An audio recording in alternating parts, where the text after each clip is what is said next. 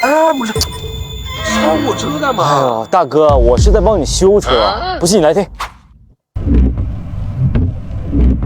听到了吗？你的雨刮器是不是吱吱作响？那像这种情况，如果你去维修店，都会直接给你换雨刮片或者雨刮臂。那我今天呢，就教你1分钱不花就能搞定。首先按住这个按钮啊，把雨刮器片给取下来，然后呢，将雨刮器啊轻轻的放在玻璃上，击啊一定要慢，不然你的玻璃啊就会变成这样。然后重点来了，我们要观察这个雨刮器它有没有完全贴合玻璃。我们拿纸来测试一下，可以看到一侧是明显贴合，没有问题，另一侧呢则有较大的缝隙，这个就是有问题的啊。这样呢就会导致刮不干净，而且吱吱作响。解决的方案也相当简单啊，找到一根螺丝刀，顺着这个空的反方向啊，咱们别一下，左右两边呢保持平行。最后呢，把雨刮器啊安装上去就 OK 了。OK， 那我们上车试试啊，如果有效的话，记得艾特你的家人进来学。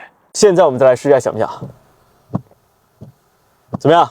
是不是解决了？关注小泽，教你更多车知识。